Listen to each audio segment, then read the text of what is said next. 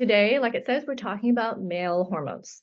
So, all, beyond just testosterone replacement therapy, beyond just testosterone, we're going to be talking about all different types of male hormones and what they do in your body, what to look at, what to look out for. And again, I know my name is on here, but I'm Dr. Mairead Masuda. I am the naturopathic doctor here at Joy Wellness Partners. So let's get into it. It's going to keep a little clicky. So, what do you think of? What do we always think of when we think of male hormones? Typically, what we're going to think of is testosterone, but there's a lot of other players in this game. I had such a nice steroid hormone pathway picture, and it deleted it from me. But the goal of this was just to show that there's a whole cascade of hormones. And so we call them steroid hormones, not because they're the steroids that you think of when you think of guys in the gym, bodybuilding, doing way too many hormones, because there's just this chemical compound that is known as a steroid. So any of these hormones that are made from that chemical compound will be called steroid hormones. So it starts with cholesterol. Funnily enough, we need to have that cholesterol to then become all these different hormones in the pathway. So there's going to be pregnenolone and progesterone and estrogen and DHEA and testosterone, all things you might have heard before. And the whole point behind showing you this picture, which you cannot see, but hopefully I'll be able to upload it later, is just to show you that there's no hormone that stands by itself. There's no, just like in the body, there's nothing that stands alone and acts just by itself with no interaction with any other hormone or any other body part, right? So that's what I wanted to get at with this now blank picture. Okay, so let's talk about some of these hormones and their effects. What do they do to your body? So let's start with testosterone. So, of course, we know that it is playing a role in our sexual development and function. We're going through puberty, especially boys, voice deepening. You've got the Adam's apple, you've got the voice deepening, you've got development of hair, all of those kind of things. And then you've got your muscle and bone health. Testosterone plays a really important role in protein synthesis, which is really important for developing your muscles, as well as bone density. It also plays a role in fat distribution. Where we distribute our fat, it depends on how much testosterone we have. Another effect is red blood cell production. So that's something that people who might have been on TRT, testosterone replacement therapy, would know that we're always going to check your red blood cell levels because testosterone helps promote the production of more red blood cells. Red blood cells carry around oxygen to your tissues, which is why we'll usually notice, better recovery, better sleep, and just better recovery from injury. And it also really affects our mood and energy levels. It affects our neurotransmitters.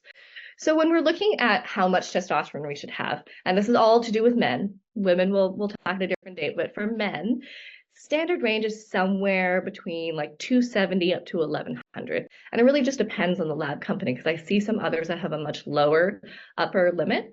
But the one that we look at usually goes up to about 1100. And I put optimal range in there because we want to see it above 600, about 600 and above, just purely for cardiovascular protection, the muscle and bone health that I talked about. We really want to make sure that it's not at that low end.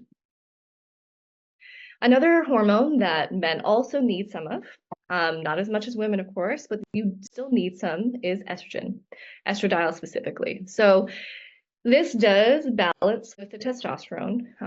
Again, if any of you men have already been here, you know that we always talk about, okay, you need some of the estrogen, but we don't want too much. So you can see standard range is about 10 to 40 picograms per milliliter. We want it somewhere between 20 to 40 because actually low estrogen levels can mimic some of the same symptoms as low testosterone.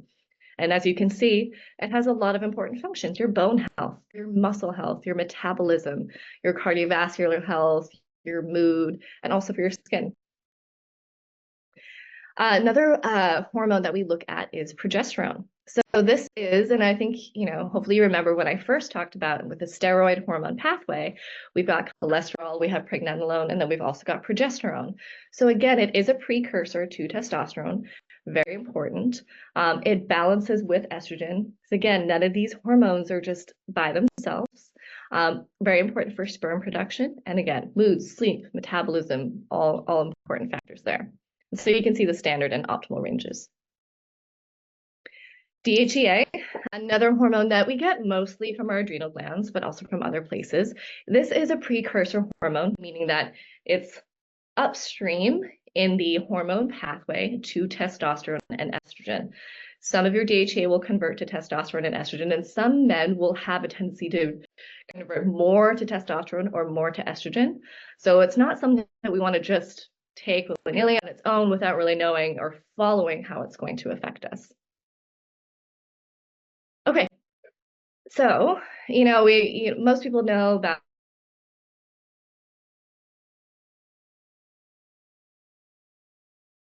the female hormone cycle, but testosterone cycle. So that's why it is the best. If you really want to see when is the highest level of your testosterone, you check it somewhere between 7 to 10 a.m., usually maybe a little bit earlier, 7 to 8:30 ideally. And then, if you don't test it in the morning, at least having it tested around the same time of day each time you get it tested so you can get an accurate representation of that time of day, what your testosterone is like. So usually increased in the mornings, you've got increased energy, more focus, better productivity. Usually by the afternoon, you've seen a little bit of a drop. So usually you might start to feel a bit more social, feeling like having a bit more connection. So yeah, you'll usually see a bit of a drop in the evening. And there actually has been some research showing that there might actually be a cycle throughout the year as well, which is interesting, which we can, again, talk about another time. Okay, so signs of low testosterone in men. So one of the big ones that we'll see a lot is a reduction in sexual health. So reduced libido and maybe erectile dysfunction, meaning maybe no more spontaneous morning erections, maybe a reduction in the firmness of erections, or ability to maintain or sustain a firm erection. So that's something to look out for. If that changes, that is definitely something to speak with your doctor about. We speak about these things all day long, and they're really important to your health. So definitely come and talk about it. Another is low sperm count. So testosterone, you really want to be in the right level to have good sperm count. And we'll talk about fertility a little bit later. You will also maybe see some physical changes, like I just can't seem to gain muscle mass the way I used to. I'm not as strong as I used to be. It's not as easy for me to gain muscle mass. Maybe I'm seeing a little bit more fat, maybe in my abdominal area. That's a very common area to see it. Sometimes a loss of body hair. Sometimes people see shrinking testicles and even gynecomastia, which is growth of the breast tissue. Okay. Other signs of low testosterone, and this is actually really, really prominent in men, is actually a change to mood and energy. I'll see a lot of men who are feeling depressed. They've got low mood. They don't have the motivation for the things that they used to have anymore.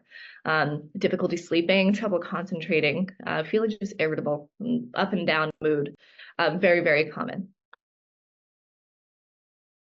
Okay, so you checked your testosterone levels and they're low. One thing to talk about when we talk about checking testosterone levels is you might get a little bit confused as to, okay, I had my friend who checked total testosterone, and then I had another friend who said that you need to check your free, and then another that says you need to check bioavailable. So 3 different types of testosterone. So total testosterone is all the testosterone that's in your blood, including what's attached to certain proteins like sex hormone binding globulin and albumin. Both of those, globulin and albumin, are 2 protein carriers. So the total testosterone includes all of that testosterone. Free testosterone is what's completely free, what's unbound from those proteins. And then bioavailable is what's loosely bound to the albumin. So free and bioavailable are somewhat similar. They're going to give you an idea of, okay, what is really available for your body to use and to feel, versus total testosterone is like everything that's in the body, but some of that is attached to the protein, so you're not going to be able to use that.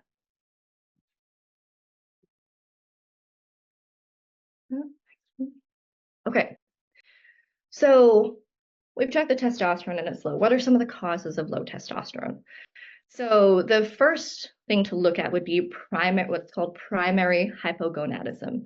So meaning that this is an issue with the testicles, where the testosterone is made, whether it's from an actual like acute injury, is it from a chromosomal issue, is it from, could be from chemotherapy, radiation, actual testicular injury. So there's some issue there where you're getting the signal from the brain to make the testosterone, but it's just not happening.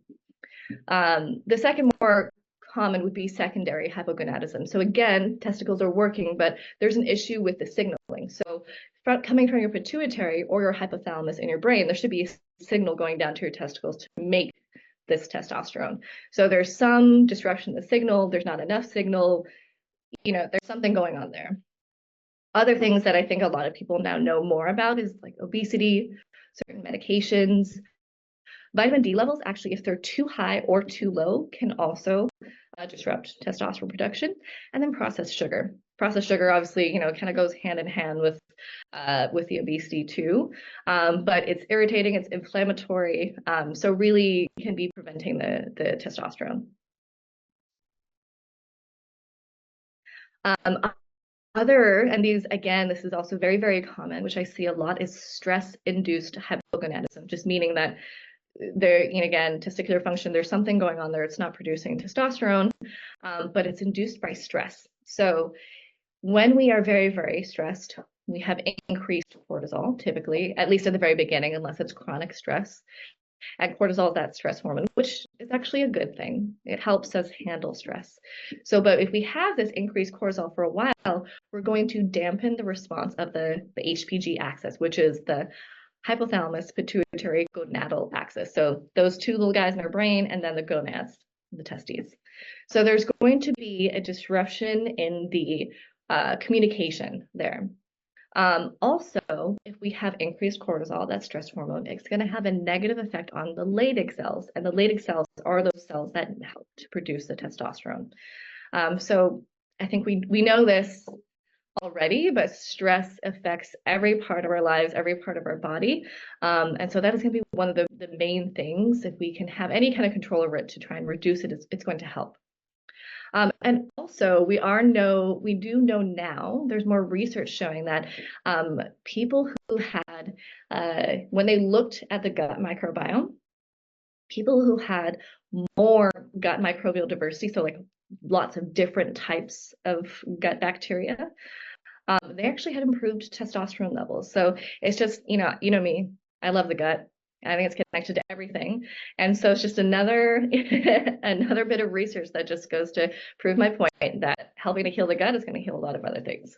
So, okay. So, all right, we found out they've got some low testosterone. Maybe we've looked at these other factors. Are there other ways to optimize testosterone levels without using testosterone replacement therapy? And the answer is, of course, yes. Some of the other ways to support it, there's different supplements. There's different botanicals that we have found that can be very helpful through research, like Tongkat Ali. It's very popular in the different testosterone blends. Excuse me. It's something called maca, which is another root, which also helps to support testosterone production. Ashwagandha can help too, I think mostly from the stress-reducing properties. And then other elements like tribulus and coleus. They're really commonly found in the different blends that help to support testosterone. Something else that can help is something called growth hormone agonist peptides. So peptides are just strings of amino acids. They can come in oral or injectable form. And what they do, it's not giving growth hormone, but it's supporting the pathway that's going to help you produce more growth hormone. And in that, they can also help to improve testosterone levels and vice versa. Something else we use is called a BioPro Plus, and that's a blend of amino acids and growth factors. Again, similar to the peptides I was just talking about, except it's in oral form. Also can help with improving testosterone, libido, energy, performance. And then we have the nutrients. So, this goes back a little bit to what we're talking about before, the ways that we get low testosterone is actually some nutrient deficiency, something like zinc, magnesium. So you might read a lot about like oysters, and they have a lot of zinc and can help with testosterone production. So making sure that you have sufficient amounts of those. And then there's also certain types of exercises, and there's lots of different research supporting these like high intensity interval training, weight training, to improve testosterone levels. So other things that you can do to support while you're on testosterone replacement therapy or before you started, none of these will hurt. Okay, so who would be a good candidate for testosterone replacement therapy? Okay, so Oh, I missed it. Okay, so really, who would be a good candidate for testosterone replacement therapy is anyone who we have gone through all the reasons why they might have low testosterone. Maybe we have tried some of the, improving the nutrients. We have tried some of the peptides, but it's just not getting them to the place where they should be. And again, this is different for different people, but for me, at least at 600, that level 600 and above, to protect, cardiovascular protection, to support bone density, to support all the things that you need as a male in your body. So I would say if all these things have been looked at, like I said, the nutrients, looking at your gut, look for all the reasons why you'd have low testosterone in the first place, and we've fixed that, we've altered that, then we might consider, okay, we've done what we can. Now let's look at testosterone replacement therapy. Okay, so now that we're actually talking about testosterone replacement therapy, there's lots of different options. Some are a lot more common now than others, but I just wanted to include most of them so you could get an idea of what's out there. So cream and gel are two pretty common options when it comes to testosterone replacement therapy. Gel is the FDA approved. You'll be able to find that pretty easily.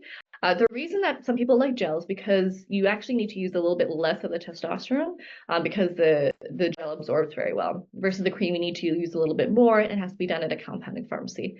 But the reason why we usually use creams more than gels is because the gels usually have a higher alcohol count. They can be very drying. So you're going to be putting this on every day. It can become drying after a while. Your skin can become quite sensitive and irritated from it. So the other thing about creams and gels is that when you rub them on, you have to make sure that you wait for them to dry before you put on your clothes. Otherwise, it's just going to go onto your clothes. And also wait until it's dry before coming into contact with anyone else who doesn't want their testosterone levels raised. So pros and cons. Injections. So one thing to remark about the cream is that those would be bioidentical testosterone, meaning it's the same form of testosterone that you produce in your body. And then we move to injections. So injections are very common. They've been around for a very long time. There's different types of testosterone. The one most commonly used, I would say, is testosterone cypionate. And they are synthetic. It is synthetic testosterone, although I really haven't had many people have too many issues with that. The nice thing about injections is that, again, you're able to adjust the dosage very easily, especially when you're first starting out and you're figuring out what's the right dose for me. Same with the creams and the gels. You just apply more or less. With the injections, you just inject more or less. So that is one of the nice things about it. I guess the cons would just be some people are like, no needles, no thank you. I cannot do that 1 to 2 times a week. So that's fair enough, but it is definitely a good option. Another option is pellets. So bioidentical hormone pellets. So like I said, they're bioidentical. Once they're placed for men, they last about 5 to 6 months. You have about a week, maybe a few more days of downtime in terms of, not soaking yourself in water, not doing any kind of lower body workouts. So you're not pumping the glutes. But they're nice. You can put them in, don't have to worry about anything for 5 to 6 months. And I think some people feel like, oh, you just put them in and they just dissolve as they want to. They are going to release testosterone based off of your cardiac output. So if you are working out, you're going to the gym, you're going to be pumping those glutes, and you're going to keep releasing testosterone into your bloodstream. So they're a nice option for a lot of people. Other options, patches, those really have kind of gone out of style a little bit because same with the gel, you can have some irritation to where the patch is applied. And then oral. So oral is something that's been around for a while. The negatives with the oral is that you have to take quite a few per day to mimic the levels in your body. And then there is a higher tendency for liver toxicity when you're doing the oral version. So that's what we don't ever prescribe oral. It's just not worth it with how many you have to take and the potential for liver damage. So most commonly what we do is cream, injections, and pellets. But I just want to show you that there are different options and the pros and cons to all of them. Okay, so of course with anything that you do, natural, synthetic, anything, there's going to be potential side effects. So potential side effects with TRT, testosterone replacement therapy, is you might have some acne. So if you think about testosterone levels are going up, this naturally increases the amount of sebum that you're producing. So the sebum is what causes the acne. So your body usually just needs a little bit of time to adjust to the new levels. Your body's pretty good at regulating to things. So that typically is only transient, but some people are just more acne prone. So it's something to watch out for. For some, they might notice hair growth or actually loss. And the reason that it's possible for both is that some people might convert their testosterone to something called DHT more than others. So DHT is about 10 times stronger than testosterone, which sounds great, right? But people who convert more to DHT tend to have more of the male pattern baldness. So if that is happening, if you're with a provider and you've noticed that happening, ask them to check your DHT, and that's something that we check.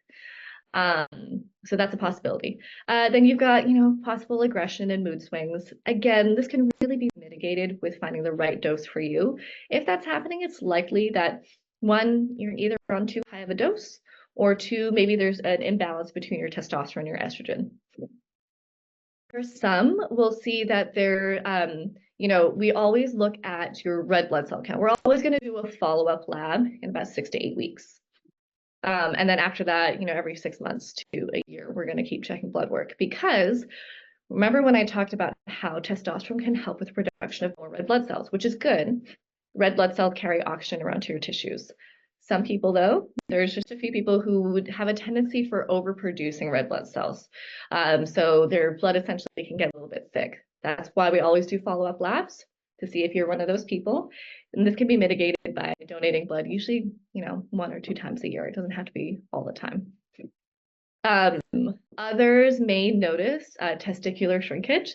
This is because we are adding in the testosterone. So when you are adding in the hormone, essentially, the testes are kind of like, okay, we don't need to keep producing this as much, because you're getting how much you need to. So you can get a little bit of testicular shrinkage. The way to combat that is usually something with something called HCG.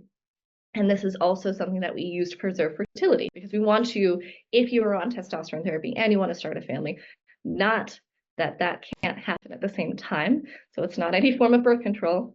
Please don't use that. But you can have a reduction in sperm count when you're doing testosterone therapy. So when we add in the HCG, that helps to balance that out, preserve fertility, preserve sperm production, and prevent testicular shrinkage. And then lastly, there's the liver damage, which really is with the oral testosterone replacement therapy, which we don't do for that reason.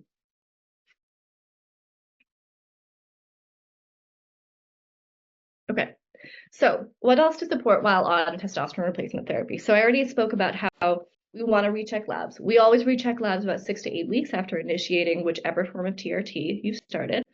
And then usually about every 6 to 12 months after that, we're going to keep looking. And at the minimum, you want your doctor to check your complete blood count. Because again, we want to look at your red blood cell count, your hemoglobin, your hematocrit, making sure your red blood cell levels aren't too high. We want to check your total and free testosterone and your estradiol at a minimum. This is just a minimum for you to be rechecking. Like I said, every 6 to 12 months. The other thing we want to support is estrogen metabolism, because some of your testosterone will naturally convert to estrogen. And again, you need some estrogen, so we want you to be able to have some, but you need to be able to metabolize it. We don't want it to just continue to build up in your blood, because then it's going to throw off the ratio of your estrogen to testosterone. Some men are okay with just supporting estrogen metabolism.